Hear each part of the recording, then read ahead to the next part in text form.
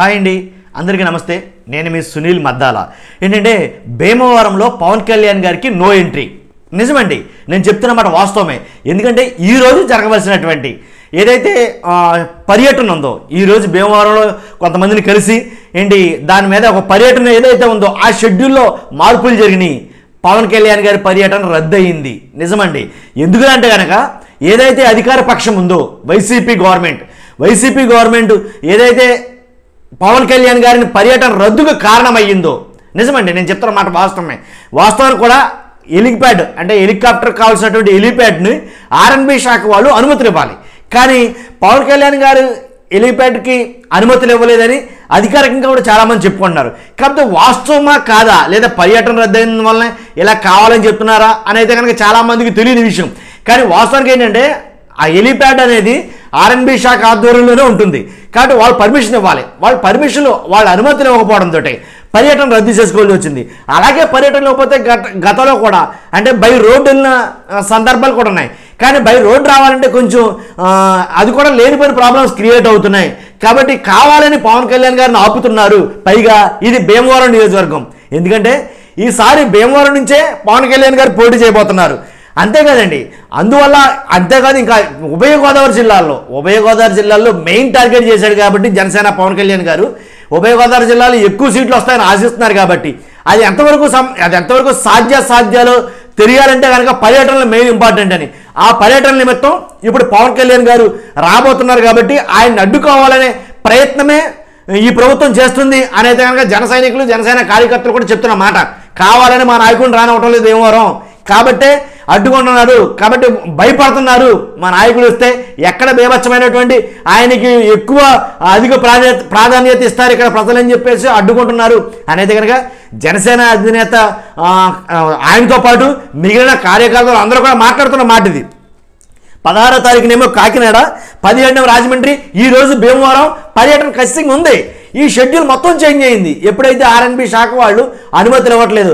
అంటే భీమవరం వస్తే కనుక భీమవరంలో ఆయన ఇమేజ్ ఎక్కడ పెరుగుతుందనో, లేకపోతే భీమవరంలో ఓటర్లందరినీ ఆయన కలిస్తే లేనిపోని అవకాశాలు తారుమారు అవుతాయేమో అనుకుని మొత్తానికి ఏదైతేనండి మొత్తానికి భయపడ్డారు అని అయితే కనుక జనసేన కార్యకర్తలు, జనసేన అభిమానులు అంటున్నారండి. నిజంగా ఎందుకంటే భీమవరం నుంచే పోటీ చేయబోతున్న జగన్ గారు పోటీ చేస్తారని అనుకుంటున్నటువంటి భీమవరం నుంచే పోటీ చేస్తారు అని అనుకుంటున్నటువంటి పవన్ కళ్యాణ్ గారు ఇక్కడి నుంచే పోటీ చేస్తే ఈసారి గెలుస్తారా, విజయ అవకాశాలు ఎంతవరకు ఉంటాయి అనేది కనుక చాలామంది చాలా రకాలుగా మాట్లాడుకున్నారు. భీమవరం మొత్తం ఒక రకంగా ఇదే టాపిక్ నడుస్తుంది భీమవరం నియోజకవర్గం అంతాను. కాబట్టి ఇంకోటి ఏంటంటే కనుక భీమవరం అలాగే అమలాపురం, రాజమండ్రి పర్యటనలో మెయిన్ ఉభయ గోదావరి జిల్లాలను టార్గెట్ చేశారు పవన్ కళ్యాణ్ గారు. కాబట్టి ఇక్కడి నుంచే ఎక్కువ సీట్లు రాబోతున్నాయి జనసేనకి. కాబట్టి ఇక్కడ పర్యటనలు రద్దు చేస్తే ఆటోమేటిక్గా ఇక్కడ జరిగే పర్యటనలు రద్దు చేస్తే చాలా మట్టుకి మనకు ఉపయోగపడుతుంది అని ఏదైతే జగన్ గారి ప్రభుత్వం అనుకుంటుందో అది సాధ్యమేనా, నిజంగా అసలు అలా జరుగుతున్నాయా అని అంటే కనుక ఇలాంటి సంఘటనలు, ఇలాంటి సన్నివేశాలు, ఇలాంటి సంఘటనలు చూసినప్పుడు నిజమేనేమో. ఎందుకంటే ఆపుకోవడం నాకు తెలియగడుతున్నాం. ఆపడం వల్లది కరెక్ట్ కాదు. ఆయన ఆపినా సరే ఆయన మాట ఏదైతే ఉందో ఆయన వాణి దాన్ని ఆపలేం. అక్కడ కూర్చొని మాట్లాడతాడు ఆయన. కాబట్టి ఇక్కడ భీమవరం నియోజకవర్గ వాసులు ఏమనుకుంటారు, అదిగో పవన్ కళ్యాణ్ గారు వస్తానంటే ఆపుతున్నారంట అని అంటారు. లాస్ట్ టైం జరిగిన ఎన్నికలు వేరు, 2019లో జరిగిన ఎన్నికలు వేరు.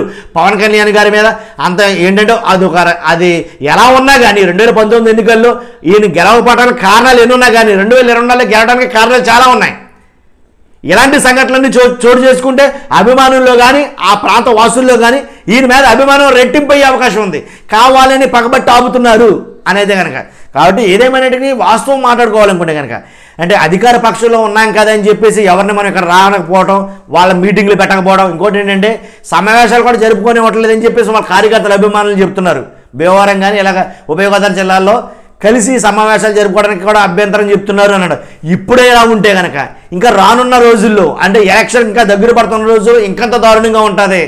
కాబట్టి ఇప్పుడే అడ్డుకుంటే పర్యటనలు అసలు మీటింగ్లు పెట్టుకుని వస్తారా, సభలో సమావేశాలు జరుపుకొని ఇస్తారా అనేది కానీ చాలా రకాలుగా మాట్లాడుకున్నారంటే నేను చెప్పేది నా సైడ్ నుంచి ప్రభుత్వానికి కానీ ఎవరికైనా ఒకటే మాట. ఎవరైనా సరే డెమోక్రసీ కంట్రీ కాబట్టి రాని వాళ్ళే పర్యటనలనే చేయని వాళ్ళు వాళ్ళు మాట్లాడుకోని వాళ్ళే. ప్రజలకు తెలుసండి ఎవరిని ఎన్నుకోవాలనేది. కాబట్టి మీరు ఆపితేనో ఆగిపోయేది కాదు. కాబట్టి ఎలా అంటే లేనిపోయిన ఇది పెరుగుతుంది, మీకు తెలుసో తెలియదో కానీ లేనిపోయింది పెరుగుతుంది. కాబట్టి ఇది ఎంత మాత్రం కరెక్ట్ కాదని నా అభిప్రాయం. చూస్తున్నా మీరు అందరూ కూడా నేను చెప్పిన మాట కరెక్టా కాదనేది మీరు కామెంట్లో, మీ అమూల్యమైనటువంటి కామెంట్లో తెలియజేయండి. Thank you very much.